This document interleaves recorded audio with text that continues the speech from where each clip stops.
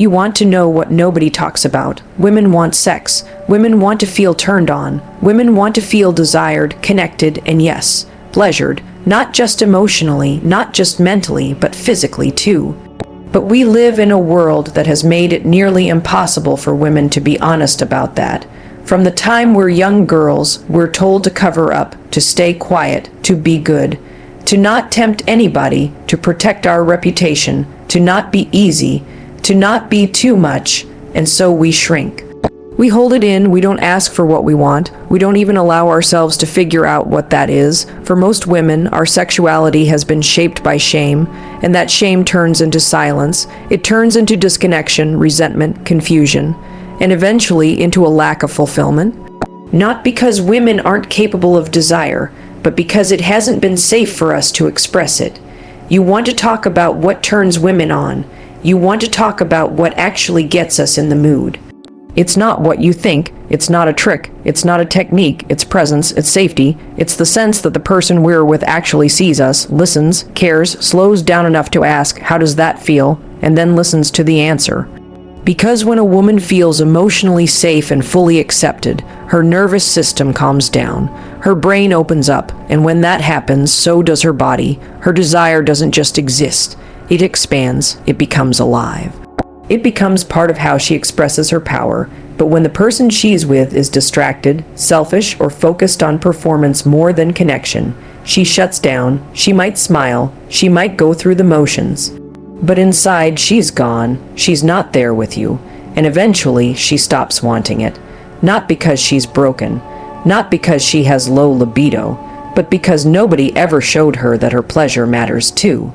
There's so much misunderstanding around this. People assume that women are complicated, or that female desire is elusive or rare. It's not. It's right there. It's just been ignored, overlooked, and dismissed for generations. Women have been taught to prioritize everyone else's needs before their own. So even in the bedroom, they often play a role. They try to please. They do what they think they're supposed to do, but they don't say, "This is what I like." They don't say, "Right there, just like that." Because most of us were never taught how, so let me say it clearly, women are not less sexual. They are just less heard, less encouraged, less understood. And when a woman finally feels safe enough to speak up to ask for what she wants to be in her body instead of performing or pretending, her sexuality becomes unstoppable. It becomes radiant. And when a man or anyone takes the time to be gentle, attentive, slow, and tuned in, that's when everything changes. That's when a woman lights up. That's when she feels desired, not objectified, touched, not just handled, seen, not just looked at. Desire is not a light switch. It's not something you flip on with one move or one moment. For most women, it's a build. It's emotional and psychological as much as it is physical. And when you combine those things, when the mind and body come into sync, something powerful happens, something freeing. That's what we need to be talking about. And to the women listening, there is nothing wrong with you. Nothing if you haven't felt desired, or you've struggled to enjoy sex, or you've gone numb to your own needs. I want you to know, you're not alone. You're not broken. You are normal. Your body is wise. It's protecting you, but it's also waiting for you to come home to it. It's waiting for you to get curious again, to explore, to rediscover your pleasure, not for someone else, but for yourself, because you deserve that. You deserve to be touched with kindness, to be kissed with reverence, to be adored without conditions. We all want connection, but connection without honesty isn't connection. It's a performance, and we don't need more of that. We need truth. We need conversations that stop blaming women for being hard to please and start asking, what do you need to feel good in your body? That's where the power is. That's where healing begins. So let's stop pretending. Let's stop staying quiet. Let's start getting real about what women want, not based on stereotypes or headlines or locker room myths, but based on actual conversations, real intimacy, real listening, real care. When that becomes the foundation of our relationships, desire will come, and it won't be forced. It'll be natural, authentic, alive, because the truth is, when a woman feels safe, seen, and respected, her desire doesn't just wake up, it roars. Female desire is real, powerful, and often suppressed by societal shame. This is a truth that gets overlooked, misunderstood, or completely ignored in most conversations about intimacy and relationships. From the time girls are young, they are exposed to messages, both subtle and direct, that suggest their bodies are not fully theirs, that their desires are either dangerous or non-existent, and that their sexuality should exist primarily in service to others. This messaging isn't just outdated, it's deeply damaging. It conditions women to disconnect from their bodies, silence their needs, and internalize shame around something that is entirely natural and human: the experience of sexual desire. The suppression starts early. Little boys are often allowed to explore, question, and express their budding curiosity. Girls, on the other hand, are told to be careful, to cover up, to not lead anyone on. If they express interest in their own bodies or talk about pleasure, they're corrected, dismissed, or outright shamed. This double standard is baked into culture, religion, media, and even casual conversation. So it's no surprise that by the time a woman reaches adulthood, she may feel alienated from her own sexuality. She may question whether her lack of desire is a flaw or whether her presence in sexual relationships is just a performance of what she thinks is expected. And the tragedy here is that none of this is rooted in biology. It's cultural. It's psychological. Female desire is not less frequent or less intense than male desire. It simply looks different, and it often needs different conditions to emerge. But instead of honoring that, we've built a culture that either ignores it or actively works against it.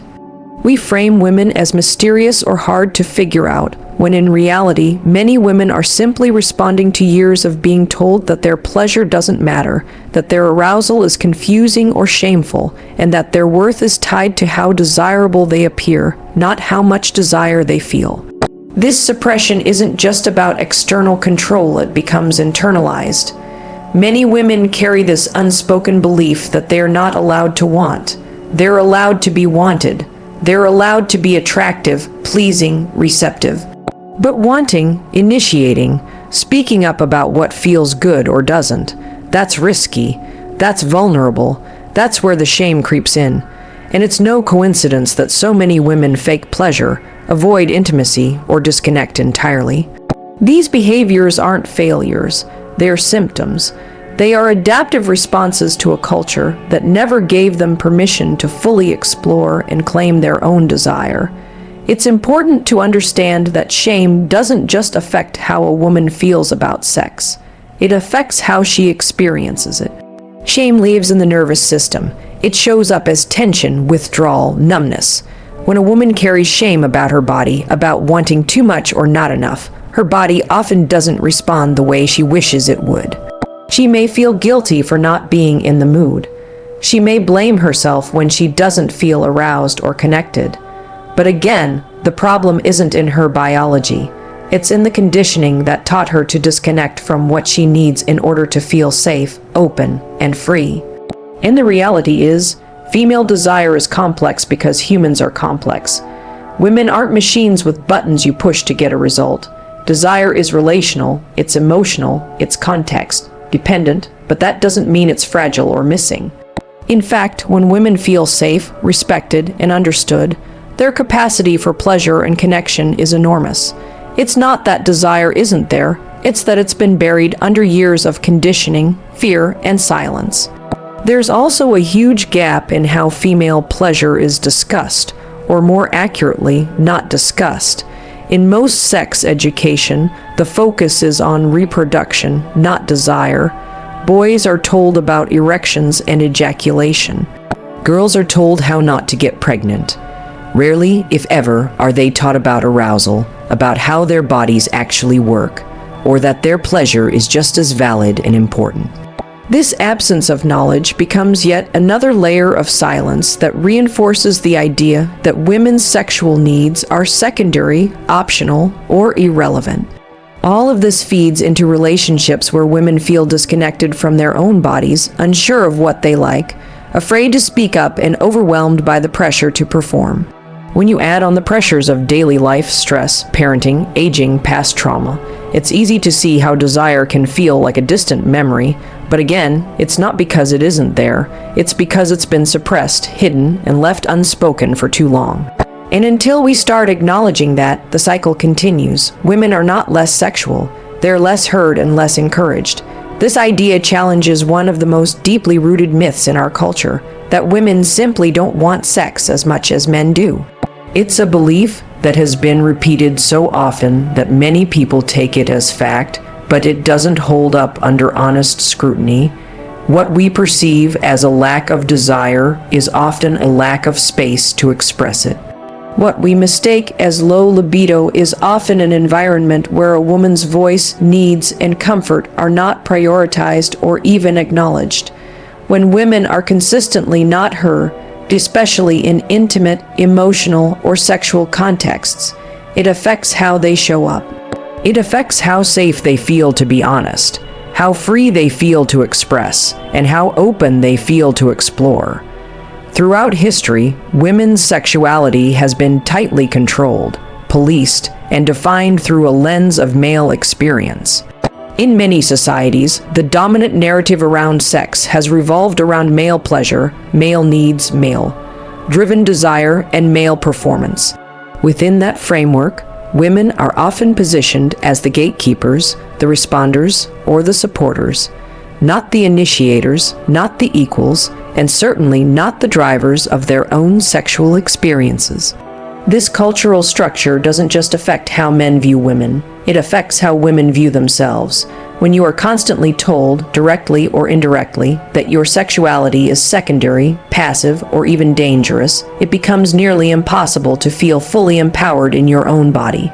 This lack of encouragement shows up in 1,000 different ways. It's in the way young girls are told to dress modestly, while boys are rarely told to manage their gaze. It's in how sex education focuses on pregnancy and disease prevention rather than pleasure and communication. It's in the way women are labeled when they show too much interest in sex or none at all, as if there's a narrow line they're supposed to walk and any deviation from it makes them wrong. Over time, these messages add up. They teach women to be quiet, they teach women to perform, they teach women to detach from their own internal cues and tune into everyone else's expectations. When women do speak up about their needs, they're often met with defensiveness, misunderstanding, or outright dismissal. They may try to communicate what feels good or what they're uncomfortable with, only to be ignored or pressured.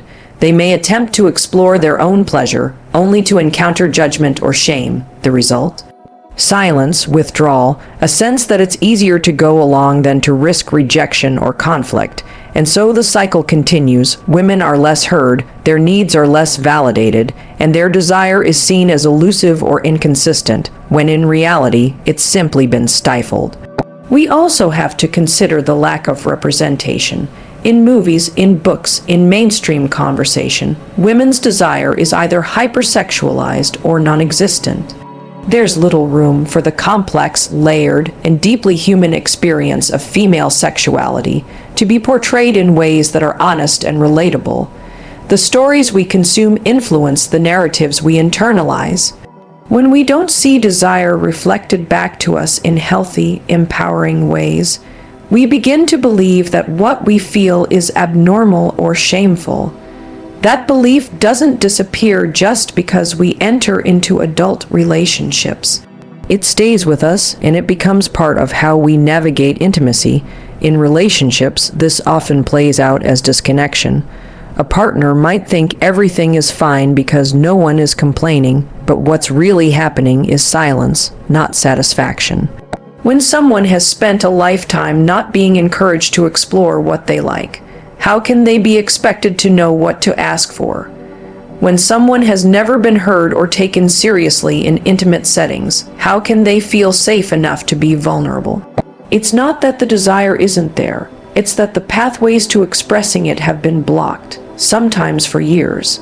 This isn't just about sex, it's about voice, it's about agency.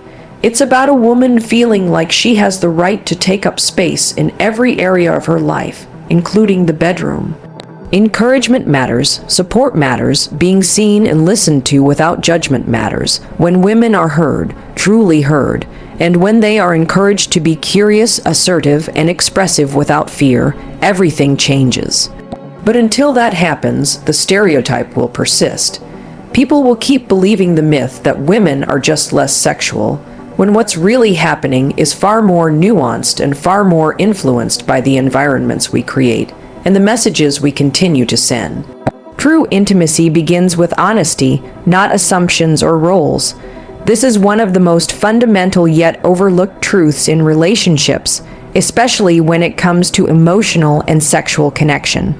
Too often, people enter into relationships carrying silent expectations, ideas shaped by culture, past experiences, media portrayals, and internalized beliefs. These expectations create invisible scripts about who we're supposed to be, what we're supposed to want, how we're supposed to behave, and so instead of relating to each other as real, complex human beings, we relate to each other through roles. The caretaker, the provider, the seductress, the one who always wants sex, the one who never does.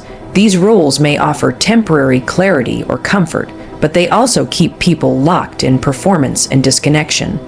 When we rely on assumptions instead of honest conversation, we stop seeing the person in front of us. We stop asking questions and start filling in the blanks. We assume we know what our partner wants. We assume we know what they're thinking. We assume that what worked once will work forever. And these assumptions don't just limit understanding. They create frustration, distance, and eventually resentment. When someone doesn't feel heard, they start to pull away. When someone doesn't feel free to change, to grow, to express discomfort or desire without being judged or misunderstood, they go quiet. Silence becomes the norm, and intimacy turns into routine. Honesty is uncomfortable, and that's exactly why it's so necessary. Real intimacy requires us to show up as we are, not as who we think we're supposed to be. That means naming what we want, even when we're afraid it might disappoint the other person. That means sharing what's not working, even if we're worried it will start a fight. That means being willing to say, I don't know how I feel about this, or something has changed, or I need something different. These are not easy things to say, but they are the foundation of connection, because when you tell the truth, you invite the other person to tell theirs, and that's where closeness starts to build, when both people are being honest, not just polite or agreeable. In intimate relationships, this becomes especially important. Many couples go years without having real conversations about sex. They operate on routines, on unspoken agreements, on doing what they think they're supposed to do. And that might keep things functional, but it doesn't create intimacy. Over time, people start to feel disconnected. They might feel like roommates instead of lovers. They might go through the motions physically, but feel emotionally distant. And often, the cause isn't lack of love, it's lack of honesty. A lack of open dialogue about what's changed, what's needed, what's missing. Honesty also means letting go of performance. So many people, especially women, feel the pressure to perform in sexual and emotional spaces. To be on, to match an idea of what's attractive or exciting or easygoing. This performance is often praised. It makes things smoother, less messy, but it also erases real desire. It replaces curiosity with control. When people are performing, they're not present. They're not tuning into what they feel. They're tuning out, and over time, that disconnection from self becomes disconnection from the relationship. Letting go of roles means giving yourself and your partner permission to be human, to be inconsistent, to have off days, to have new wants, new boundaries, new discomforts. When you stop expecting each other to stay the same, you make room for growth. You create a relationship that evolves instead of one that feels stagnant or scripted. In that kind of relationship, one that's rooted in truth rather than fantasy, is the one that can actually last. This also applies to how we talk about desire. So many assumptions exist around who is supposed to want sex, how often, in what way, and for what reason. But desire is not one size fits all. It's nuanced. It shifts with mood, life stage, mental health, stress, trauma, physical changes, and emotional connection. When people assume they know what desire is supposed to look like, they stop being curious. And when curiosity disappears, so does the opportunity for true intimacy. But when both people are willing to be honest, not just about what feels good, but about what doesn't, about what's confusing or difficult or vulnerable, then the door opens again. A lot of people mistake comfort for closeness. They believe that because they've been together for years or because they rarely argue, they must be deeply connected. But comfort without honesty can become complacency. Real closeness requires courage. The courage to say the uncomfortable thing. The courage to hear feedback without defensiveness. The courage to admit when something isn't working and not take it as a rejection. When two people can do that, they create a space where both of them can be fully themselves. Not a role, not a mask, not a version of themselves that's been edited for approval, but the real, unfiltered, changing, growing person they truly are.